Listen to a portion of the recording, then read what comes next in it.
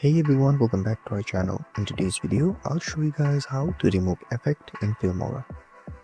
If you have added an effect that you don't want to use in any video and want to remove it to make your video the way you want it to be, this video is for you. So first, open Filmora on your mobile device, then select the video from where you want to remove the effects. Then select any frame where you have added the effect. Then simply swipe until you see the filter. Then from here you can select any other effects you want, or if you want to adjust your effects, you can adjust it from the adjust menu. And this is it. This is how you can remove effect in Filmora. If this video helped you, don't forget to like, share and subscribe, and comment down below if there is anything else I can help you guys with. Thank you so much for watching, and I'll see you guys next time.